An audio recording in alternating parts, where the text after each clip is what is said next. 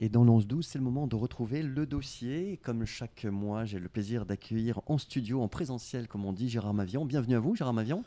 Eh bien bonjour, je souhaite tous mes voeux pour tout le monde et puis évidemment que les consommateurs que nous sommes en puissance euh, prennent l'engagement d'être très prudents quand ils font des achats ou des démarches en ligne.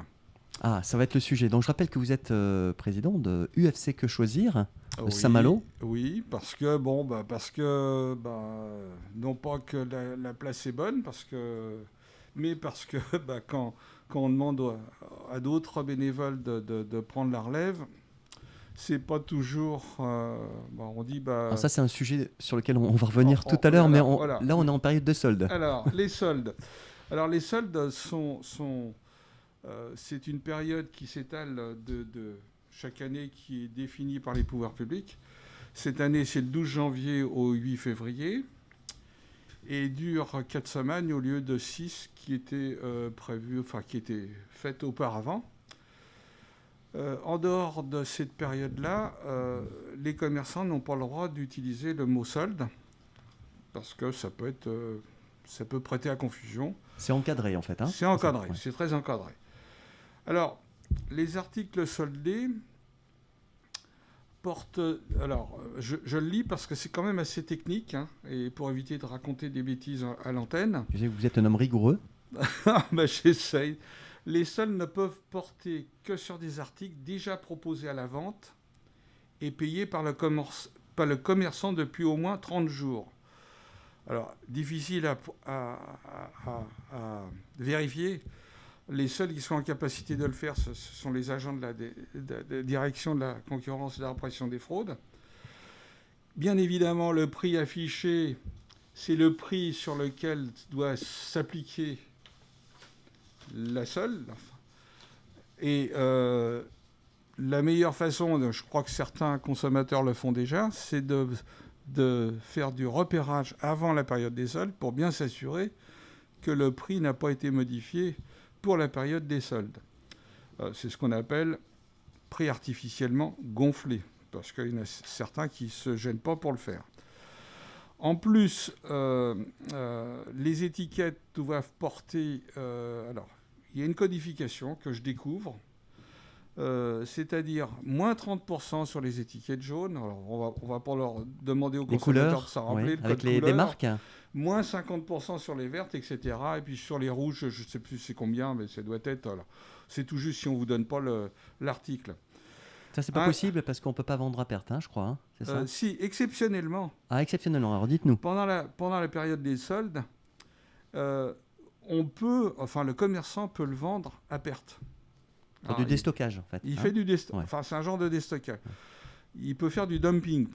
En période normale, c'est interdit. En période de solde, oui, puisque... on attend les collections pour renouveler les stocks et pour éviter d'encombrer les stocks et puis de payer de l'emplacement qui sert pratiquement à rien. Voilà. Bon, rotation des stocks, c'est très important.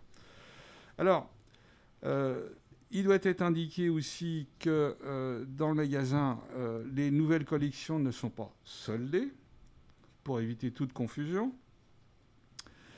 Et il est précisé aussi qu'il lui est en tous les cas interdit d'acheter des produits pour les vendre exclusivement pendant la période des soldes ou de se réapprovisionner. Ce serait une façon... voilà. Donc tout ça, ça ne peut être vérifié que par des agents de la répression des fraudes, évidemment.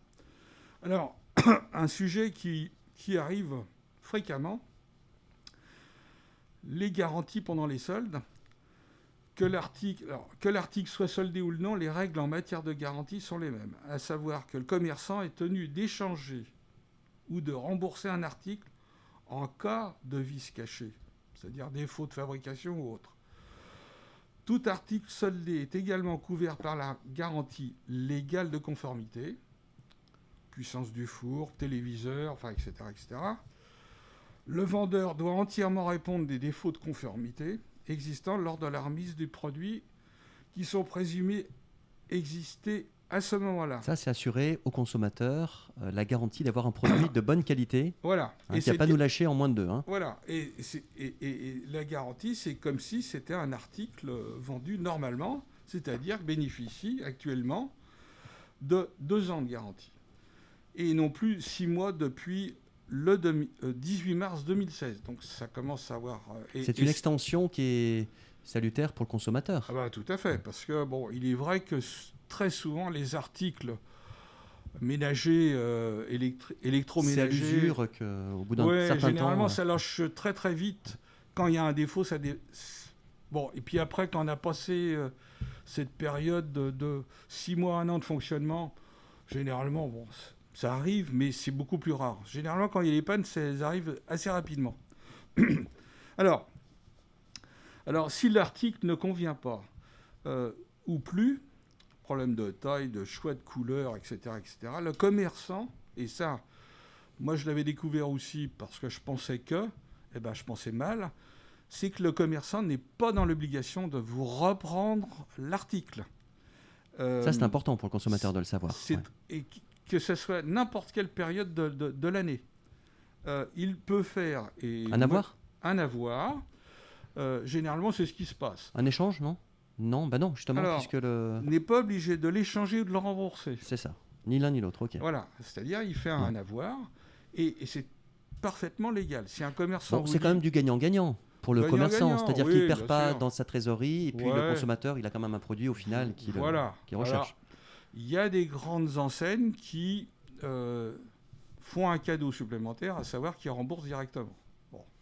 Je ne citerai pas de marque. Elles ont les reins plus solides en termes financiers. Oui, et puis c'est une façon de fidéliser encore un peu plus les consommateurs. Aussi, bien sûr. Parce que le consommateur ne va pas se poser la question de savoir je vais avoir un avoir de... Qu'est-ce que je vais pouvoir en faire dans l'immédiat ? Encore faut-il voir aussi la période de validité de l'avoir. Alors faut que l'avoir soit le plus long possible pour que éventuellement vous ayez la capacité d'acheter un autre produit. Voilà. Alors, j'insiste bien, ça c'est quelque chose, le commerçant n'est pas obligé de vous rembourser. Qu'on se le dise. Très important. Voilà. Alors, il est précisé, sauf publicité contraire, comme par exemple un panneau échange ou remboursement possible même pendant les soldes. Mais là, c'est bien spécifié. C'est bien précisé, et c'est le commerçant qui fait cette démarche. Mais il n'est pas dans l'obligation de le faire. Voilà. Alors, on précise aussi, pour ceux qui veulent acheter des vêtements, avant de se précipiter, il est préférable de l'essayer avant que de dire après, je reviens à la maison, je vais l'essayer, puis après dire, non, ça va pas. Autant le faire sur place parce que c'est quand même plus simple. Au prix où est l'essence en ce moment, le carburant, il vaut mieux éviter d'avoir... Oui. Il faut... Bon, alors, on va terminer aussi les soldes en ligne parce que là, il y a une petite variante. La réglementation des soldes sur Internet, exactement la même que celle pratiquée en magasin, à savoir que garantie et autres, etc. Sauf que là, vous disposez d'un délai de rétractation de 14 jours à partir du jour de réception de l'article. C'est-à-dire que vous pouvez décider, finalement, non, ça ne me plaît pas. C'est le seul cas où il est possible de se faire... D'accord. Alors, le client pourra ainsi échanger ou être remboursé, sans pénalité et sans avoir à justifier de sa décision. Okay. Voilà. C'est le seul cas où c'est possible. Les choses sont claires. Dès l'instant où on fait une démarche en magasin, la rétractation ne s'applique pas et on ne peut pas se faire échanger ou rembourser. Très bien, c'est noté. Y a-t-il d'autres points que vous souhaitez laisser aux auditrices et aux auditeurs sur ce sujet des soldes, Jérôme Mavian ? Alors, toujours sur notre site internet ou sur notre site de Facebook, où vous retrouvez... La page Facebook, réseaux sociaux. Voilà, où vous retrouvez... Et si vous voulez être bénévole à UFC Que Choisir Saint-Malo, c'est le moment de vous présenter. Vous êtes les bienvenus, sachant qu'on est toujours là pour vous expliquer aussi en quoi consiste le bénévolat chez nous. Eh bien, merci beaucoup, Jérôme Mavian, pour cette présentation sur cette bientôt. spécificité des soldes. On a bien compris la différence entre les soldes in situ et puis les ventes en ligne. Hein. Les c'est clauses ne sont pas les mêmes. Hein. Très important. Donc très bien regarder, important. bien réfléchir avant. Merci à vous, on vous souhaite Merci. plein de bonnes choses et puis on vous dit au mois de février, Au mois prochain. si le cœur vous en dit. Hein. Oui, tout à fait, avec À plaisir. bientôt. Au revoir.